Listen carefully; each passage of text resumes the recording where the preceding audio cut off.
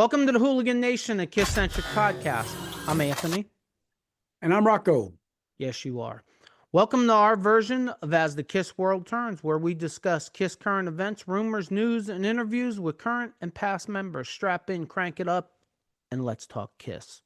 Father Rocco. Thank you. No problem. It is the 50th anniversary of Alive.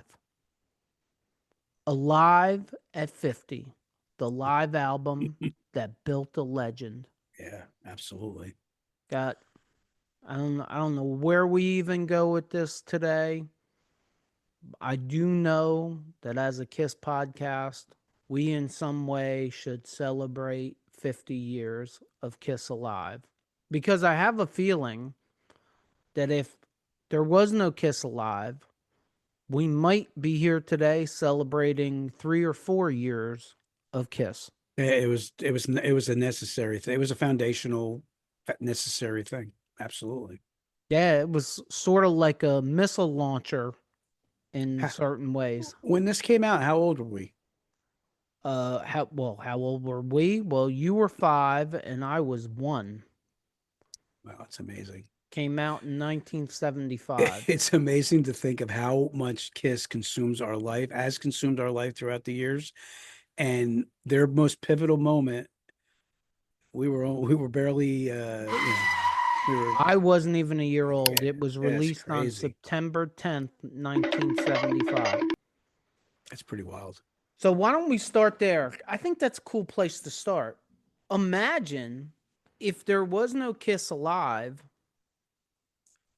I mean, by all accounts that I've heard, if Alive didn't hit, Casablanca was dropping them because Casablanca was past broke. Casablanca was way into the red. They all were. Bill Coyne, same thing. Bill Coyne, Neil Bogart, he owed mobsters all kinds of money. Bill Coyne's putting everything on his American Express card. I mean, and you know what? It's also a lesson in belief. There was a lot of faith and belief in the band from those sources too. They put their livelihood on the line for them. That's how much they believed in them. I'm sure that was a thought in people's minds, but the way I have heard it is it was number one, a money-saving thing. Number one, but that really doesn't matter. I mean, everybody you hear ever interviewed, including the members of the band, have all said their live show is who they are. I mean, I think we talked about this, and I watched was it the interview with Billy Corgan, where Gene's like, yeah, we went in the studio and we wanted to get out as soon as possible. Yeah, no, that was that. I mean, I'm sure he said it in other interviews too, but he definitely said it in the Corgan interview. Well, that's, I mean, that kind of tells you right there, at least Gene's perspective is they had no interest in being in the studio. They wanted to play live. So if nobody's buying your studio records and you come out with a live record, I mean, now, Monday morning quarterbacking, it's a no-brainer. You're trying to capture the essence of your live show.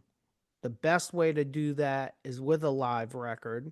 Mm-hmm. And when you produce it in the way that Eddie Kramer produced it, like it's, I mean, you'll get pushback from everybody. What's the best live album? I've never heard a live album that sounded better than a live 1 and a live 2, both of them. I mean, very rarely. I hear, and I've never listened to it. I respect him as a musician, but there's a live album of Peter Frampton that gets a lot of love. But I would imagine it also took a lot of guts too, because at the time there probably wasn't that many live albums to draw from the success to see how successful it was. Like I said, there's a lot of times in Kiss's history that took a lot of balls to do what they were doing. Yeah, I mean, I guess they had balls. It sounds to me like they didn't really have much of a choice. It But was make or it, break. and how many times have me and you said throughout this entire thing that it takes a village? Dude, it took a village for Kiss to get where they got to, especially at that time. I think especially when it comes to Alive, it definitely took a village. Yep. It doesn't happen without Neil Bogart. It doesn't happen without Bill Coyne, and it doesn't happen. It doesn't happen successfully without Eddie Kramer. And the perfect example of that is, do you know who produced Alive 2? It wasn't Vinnie Poncia. It was not Vinny Poncia. I honestly don't know. It was Eddie Kramer. Do you know who Okay. produced Alive 3? Nope. It was Eddie Kramer. I mean, that was in the back of my head that you were going to say Eddie Kramer again, but yeah. And that to me tells you everything. I wonder who produced Alive 4. Now, that was a little different, so I can understand Mm, if it doesn't say there's any producer for Alive 4. really? Oh, so it was just them. Oh, Mark Opitz. Oh, Mark. Yeah, Mark. I, he was the producer of Alive 4, which I could do without. Oh, did I say that out loud? I think Oops. he's a distant cousin of Eric Singer's, I think. Do you? Oh, well. In that case, Mark, can you tell us where Eric Singer is and why he isn't coming to Vegas with us? Thank you for slamming it home. That was where I was hoping you were going to go with it. Well, you know. All right, let's set the scene for our hooligans. It's 1975. Kiss has put out 3 records. None of them have sold exceptionally well. No singles have stood out exceptionally well. Casablanca is in the red. Bill Coyne is in the red. The band isn't making any money.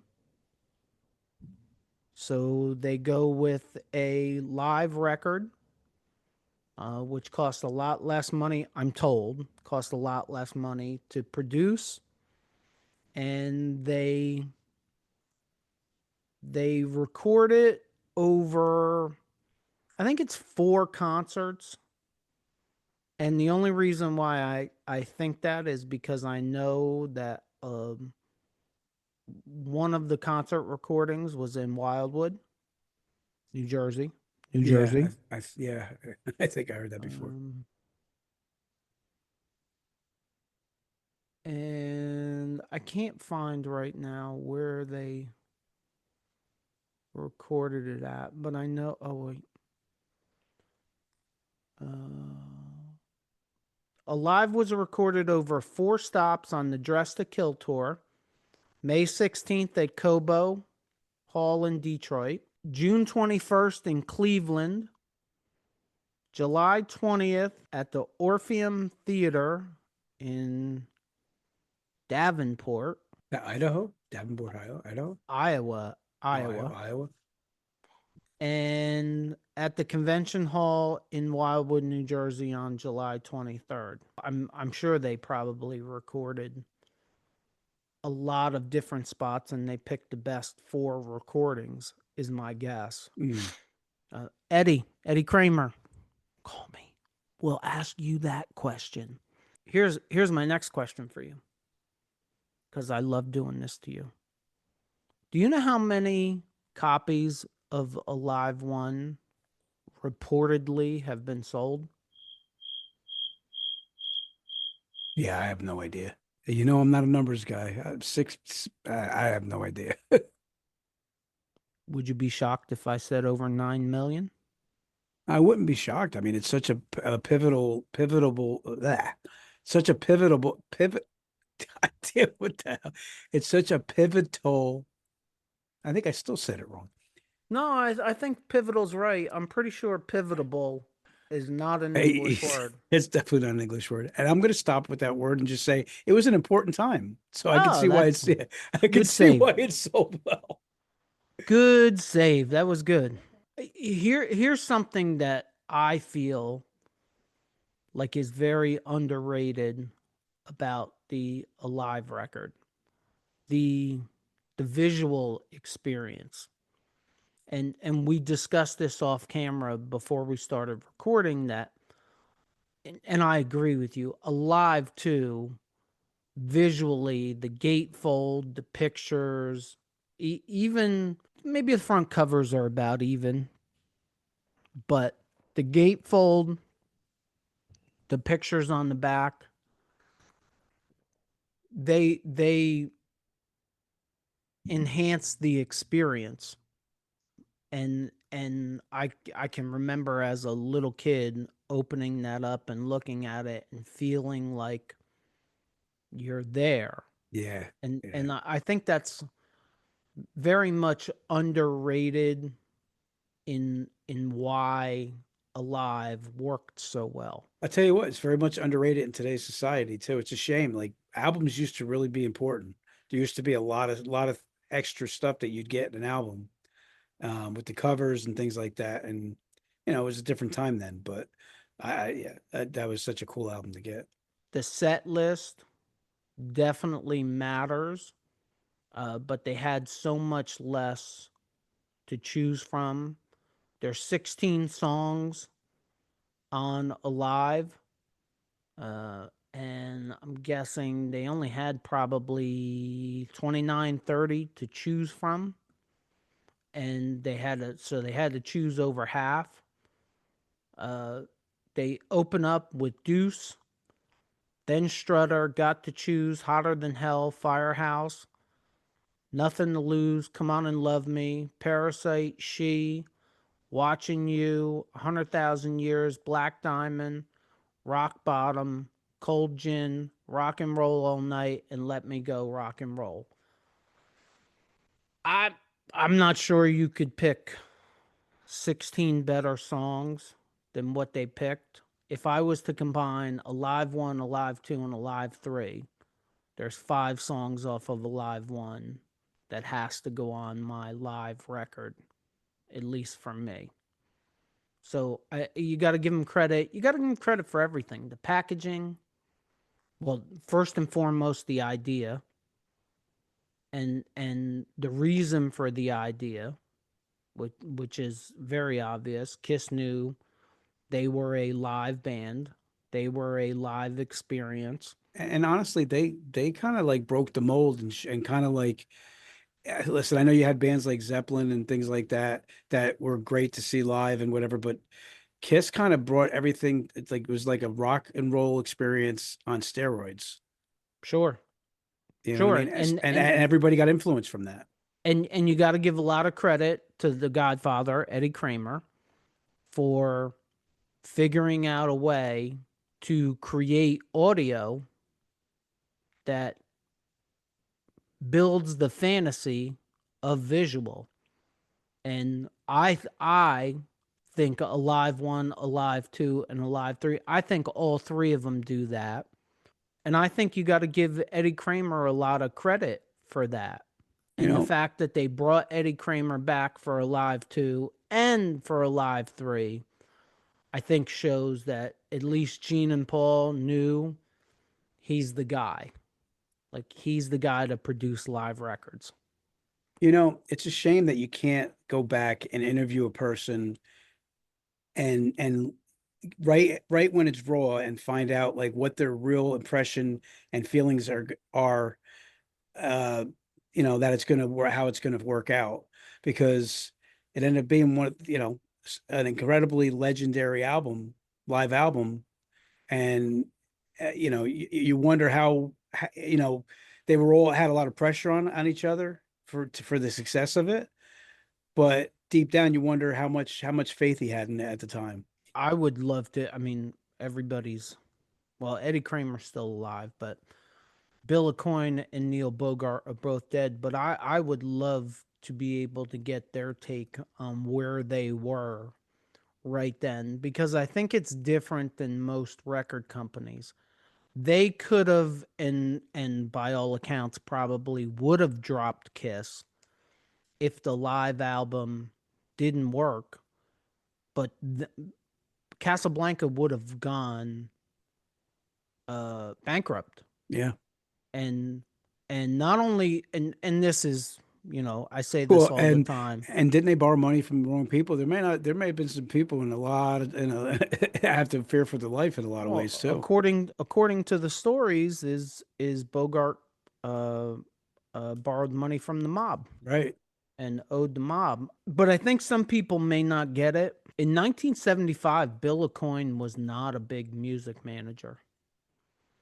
No, He he was movies right before that, or he did something with I don't even think he was movies. He was television. television. I know he was involved with that, with something like that. Yeah. So I mean, people that are, let's say, younger than us, maybe, or aren't diehard Kiss fans, may get this picture of 1975 that was not an accurate picture. If Kiss gets dropped and Casablanca goes bankrupt, Bill Aucoin it is probably looked at like a disease. Like he's not looked at like, oh, Bill Aucoin, the manager of Kiss. Nah, man. Like, where does everybody go from there? Like, where does the band go? Where does Neil Bogart go? Where does Bill Aucoin go? I mean, to me, those are all legitimate questions. Now, once you get into, the late 70s, I think definitely for Bill Aucoin, like, that's what he hung his hat on. Right. Was like, hey, look, there's Kiss. I created that. And everybody went, oh, him. But in 1975, what's on your resume, Bill Aucoin? Well, I had this band Kiss, but they got dropped by Casablanca. Oh, Mm. no, we'll pass. Yeah, I mean, it's also another thing to respect. I mean, what does Gene say all the time? They were delusional, and they needed to be. They had no doubts that they were going to be successful. They had that inner belief, and maybe Gene and Paul had more of the inner belief at times than probably than the other guys, but the other guys kind of stuck right in there too. I mean, I guess after a certain point, you're already invested. It's got to work at a certain point. Yeah, or it's got to kill you. Right. Alive was the launch. Alive was Alive turned the band around. It turned the label around. It went gold very fast. Do you It, think this is probably a really good question if I word it right.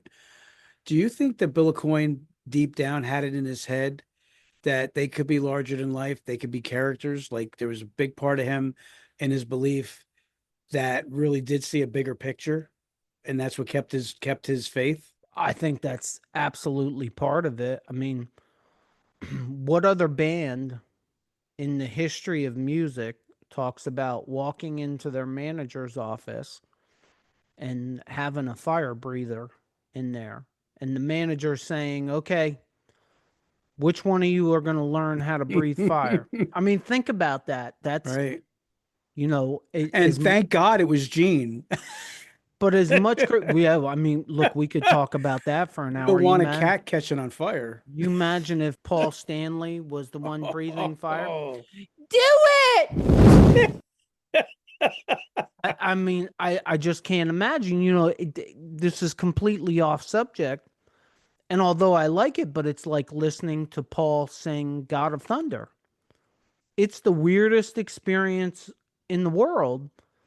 It would have been the same thing if that story is to be believed, and I've heard it 100 times.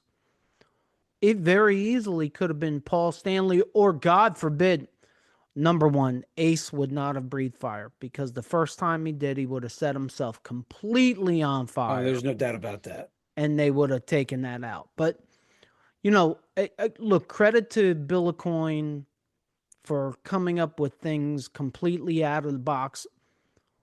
credit to the entire family Yeah. because I can't call it the KISS organization in 1973, 74, and 75. It was like a little family Hmm. that people are coming up with that, hey, we should spit blood, we should breathe fire, we should smoke a guitar, we should have a levitating drum set, like all of those things that I think we all look at today like, hey, yeah, that's a KISS show. Nobody. Nobody These was are doing that. ideas that came from nowhere. And then and this that's why we did that episode on the Kennedy Center. That's why I felt so it warmed my heart so much because that's the shit that they got overlooked for. They set foundations for rock and roll future. Like, and they were, I don't, I don't think that obviously Rock and Roll Hall of Fame, what do you always call it? Like a good old boys club. I know I'm going in a lot of different directions, but those are the kind of things that you talk about with Kiss in their creation and their creativity and their willingness to try so many different things to provide the most incredible spectacle for fans to see at a show. And I mean, and everybody had to borrow from Kiss from that point on. Yeah, but I think I'm about to say something, and I think it's the first time that every real KISS fan will agree with this. That was all great, but that hurt them with the outside world more than it helped them. It helped them with the KISS fans, but I think the outside world, and we've talked about this in the past and said, Mm, oh, look at all this gimmicky stuff that they're doing. That means that the music isn't that good. right. And in the case of KISS, well, I They mean, were lazy. That was a lazy take. I'm biased, but I think that's completely wrong. The music was there too. And look, to this day, there's still people doing the same thing. They're still doing it. Look how long it took them to get in the Rock and Roll Hall of Fame. In no way, shape, or form should it have taken them that long. But certain important people didn't like the gimmick.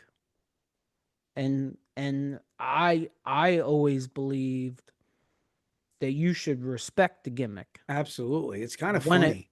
when it works. It's well, and you know what though? It's kind of funny for somebody to criticize it when you look at the marketing genius. If you look at it, it's Did you say genius. did you say marketing genius? I'm not even talking about Paul or Gene.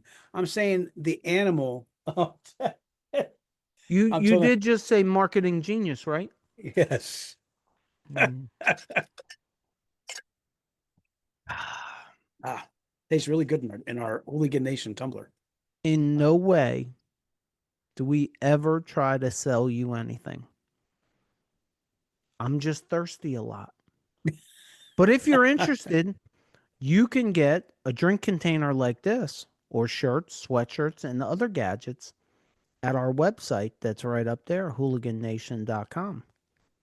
Thanks. You were saying? I'm just overall like even if you're not a Kiss fan, you have to look at what they created, the body of work, the sustainability. I mean, if they didn't have good music, there's no shot that their gimmick would have taken them as far as it did. And again, they took the makeup off and they still had years and years to continue. The sustainability of the band is still something that is extremely impressive. They reinvented themselves so many times. They've had their falls, but they always found a way to. I mean, again, I'm super biased, but I'm talking fact. You know what makes me laugh? Other than rewatching like Eddie Murphy Delirious over and over again. Oh, it's a great one. Hey boy, come over here. These same critics that killed the band for the first three albums and said they were terrible, they weren't going to be around long, blah, blah, blah, blah, blah. Those same critics took the live versions of those songs that were on the first, second, and third album and are also the critics that say, "Oh, Kiss Alive is the greatest live record ever." Well, look, yes, it is true. It is true for me.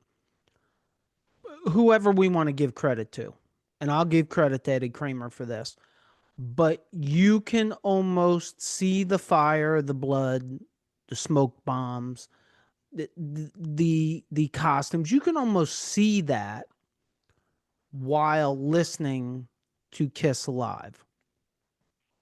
But at the end of the day, whether it's a studio album or it's a live album, whether it's Kiss or it's Aerosmith, or for that matter, it's Taylor Swift, it's about the music.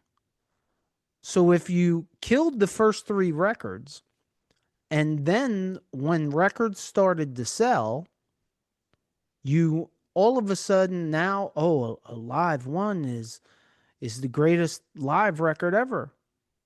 Well, it had the same material on it. So you have to wonder, But that's also another example of what how was the numbers don't. motive? Yeah, but well, yeah, there's that motives have a lot to do with it. Like what's the yeah, that's true. But it also another example that numbers don't always tell the story. Something may not sell doesn't mean it's not quality. The first couple albums that weren't were impressive with record sales, but that material ended up on a live one, and it was the biggest live album, one of the biggest live albums of all time. You brought up Peter Frampton Comes Alive. I'm not a big Peter Frampton song. I like the same Peter Frampton song everybody likes. But I've listened to that live record, and I've also listened to Cheap Trick. Cheap Trick is another band that their Yeah, live. live record, Live at Budokan, is very well respected, and there's no disrespect to either of those records, but Kiss Alive is better, and for that matter, I think Alive 2 is better also. Listen, I'm gonna do a reverse thing from like the music, but I defy anybody to go to see all three of those people in concert and come away saying that Kiss wasn't the most exciting thing to see. I've seen a lot of concerts. No one puts on a live show like Kiss does. Nobody No does. one. And you're the master of the one liner of this, which is you don't have to be a Kiss fan to go to a Kiss show. And most people that aren't Kiss fans that go to a Kiss show are Kiss fans when they walk out of the Kiss show. Absolutely. And it's the added visuals. Right. It's the fire breathing, it's the They blood spitting, it's the levitating drum sets, it's the fire, the smoke bombs, it's the whole I thing think all Paul together. and I think Paul summed it up so well when he says we wanted to put on we wanted to put on a show that we wanted to that we would have wanted to see as a fan. Like they always were thinking from a fan's perspective. Until As now. far as what you want to, yeah, but I'm saying as far as what you want to see, like let's do this, let's do that as a group too, not just Paul and Gene, Bill Coyne, the whole thing, but let's put on a spectacle. Let's you know what I mean? Like how can you not be excited to see them levitate and the drum set go up and then I mean and a smoking guitar and Ace shooting rockets out of his guitar and I mean while the music is good on top of it. My God, if Kiss was playing somewhere tomorrow night, I'd get in my car and start driving there I now. got to tell you honestly, it does make me wish I wish I saw a chance to see a Kiss show like that. Well, you have a chance to see Kiss show anytime you want. Just go on YouTube. I want to be there. Oh well. I want to put the makeup back on and I want to go watch them. All right. Well, November 14th.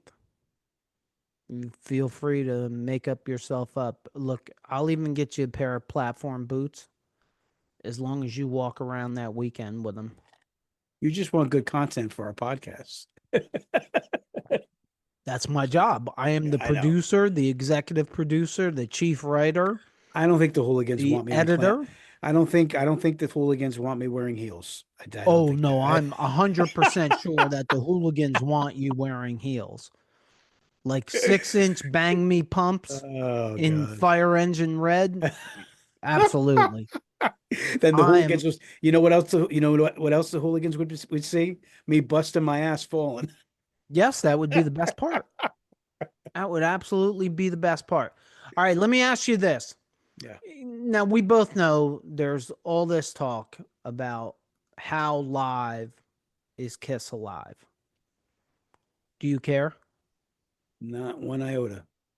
No, I don't care either.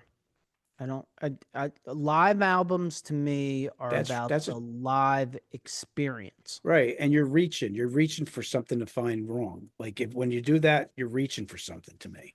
And another thing I can give Eddie Kramer a lot of credit for, and if you listen, you I guess you have to re-listen to a live while thinking about this. At least I had to. On Kiss Alive, how many instruments are on the record?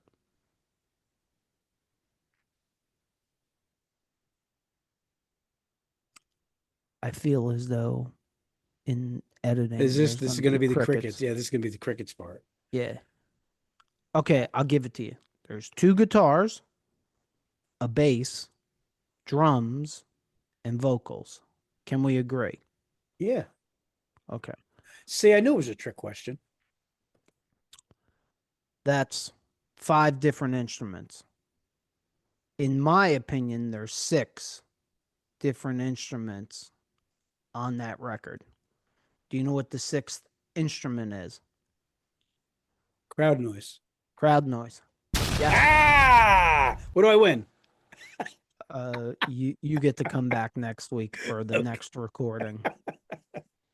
No, but it's seriously, I was jotting notes for this segment, and one of the notes that I put in there was the crowd.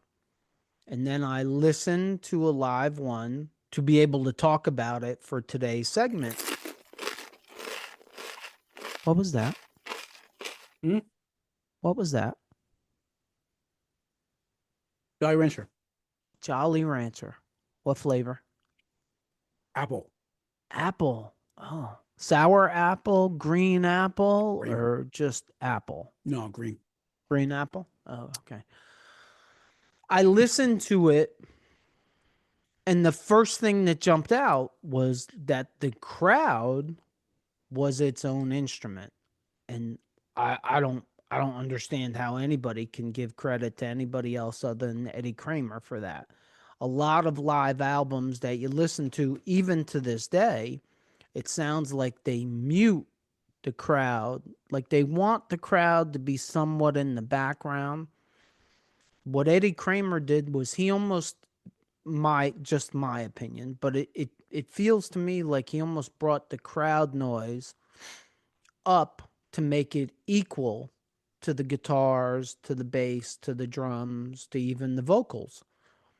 It became the sixth instrument.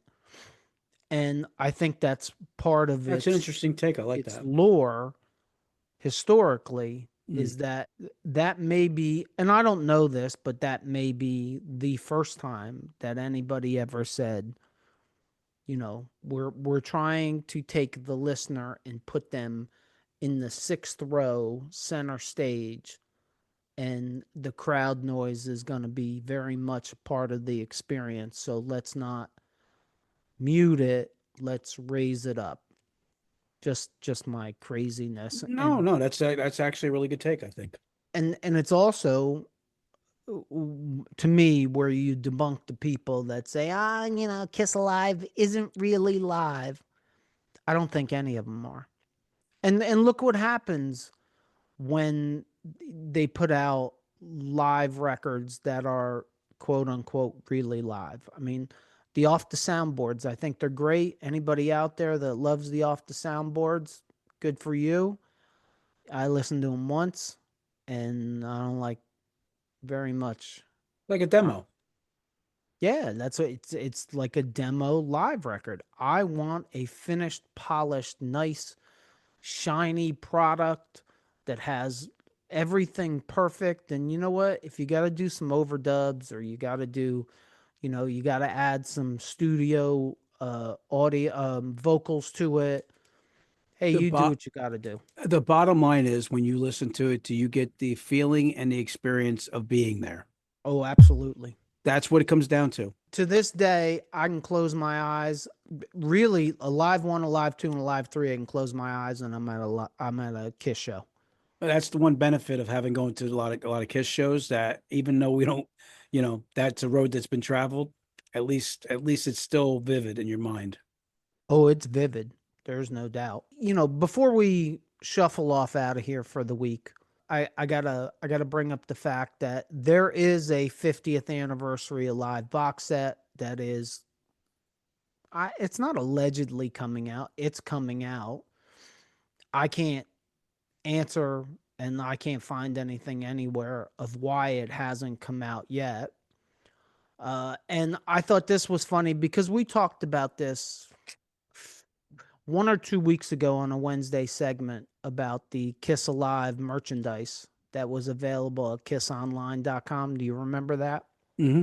Where we talked about the t shirts with the $15 cost discrepancy. Mm.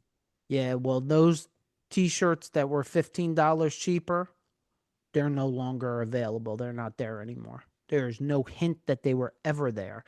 I Mm. can't I can't figure out whether I want to beat Pop House up for this or I want to give Pop House credit for it. But it seems like they do something and we all, the entire community, complains about it. Or maybe Pop House just figured it out on their own that, hey, this doesn't look good.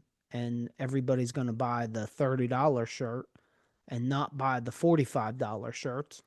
So let's Mm. take the $30 option away. I don't know. I'd love to know. Last thing that I have is, with all that being said, and I love Alive, and Kiss is not here today, and we're probably not here today if Kiss Alive doesn't come out. Much agreed. Alive or Alive 2? If you have to pick, which one you picking? Being alive, 'cause- I mean, because it still covers the main music that made me a Kiss fan. So, like, my foundational fandom is going to be those first infancy songs. But I mean, Alive too. Like I said to you before we even record it, it seems like you get more. In fact, I think I even said to you, I thought there was more songs on Alive too, and the cover's bigger. You got more stuff in it. Well, But technically, there is more songs on Alive 2 because the fourth side is 5 studio tracks. mm, But live for live, there's 16 on Alive 1 and there's 15 on Alive 2. my Live. first my first response is Alive one. But if I'm being honest, if I want to give you a good take on listening to both live experiences and see if I'd have to listen to it again, honestly. But Alive One is, because it's such a legendary album. It's the biggest album they ever made. Yeah, I think that's true. I was always partial to Kiss Alive 2. You know what Uh, though? It's the I'm go ahead. I'm gonna finish your thought. no, I was always partial to Alive 2, and I think part of that reason was visual. It was the stage show. I also think, for me, I like the song choices on Alive 2 Hmm. than on Alive 1 because if they had roughly 30 songs to choose from on Alive 1, they probably had 60 songs to If I'm choose from Alive 2. question, does the fact that love a lot of Love Gun songs ended up on Alive too? Does that have something to do with it too? It probably does. It probably really does. And at least for me, the set list is much more structured to what I'm used to a Kiss set list being like. And I was never a big fan of opening up to Deuce. I'd much prefer I Stole Your Love or Detroit Rock City.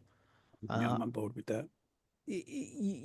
just the how many times did you go see Kiss and hear She live, Not a lot. or Not or enough. or Parasite, or for that matter, Hotter Than Hell? Not often, but you heard more of the Alive 2 songs in the 80s, the 90s, Mhm. the 2000s and on. You heard more. I mean, You know, I'm trying to psychoanalyze myself, and I never know if that's a good idea or not. um, the only point I'll make too is like one of the things about the four original members, very seldom do they ever all four agree on the same subject. A live one, you never heard anybody disagree. They all agree that that was the biggest album in the band's history. I don't think anybody in their right mind could ever argue that. No, but I'm saying very seldom, like even Kiss meets the Phantom in the Park, Ace likes it, the rest of them hate it. There's always a lane that one of the members or two of the members don't like. Live one is the one thing that they all 100% agree on. I think Ace likes that because Ace is the one that has a sense of humor, and at least for Paul and Gene, business Is always comes first. before Yeah, a sense of humor. yeah. I And I but that's I why tend to they're agree. worth but that's why they're worth hundreds of millions of dollars, and Ace isn't. Right. Regardless of whether you're a huge fan of Alive or Alive 2, or for that matter, Alive 3, and for those four people that might be a fan of Alive 4, uh, the 50th anniversary of Alive should be celebrated, in my opinion, by every Kiss fan, because we probably wouldn't be talking about Kiss in 2025 if Alive doesn't come out in 1975. If you're listening to us on any of the podcast platforms, please leave us a review. And if you just found us, check out our past episodes. If you're watching us on our YouTube channel and you like this episode, please consider hitting the like button, just like that guy, and leaving us a comment. Hit that subscribe button, oh, just like that guy, so you don't miss any future episodes. And check out these episodes right here. As always, if you made it this far, thank you for supporting us. And don't forget, we should all lead with love and take care of each other. Peace out, Hooligan Nation.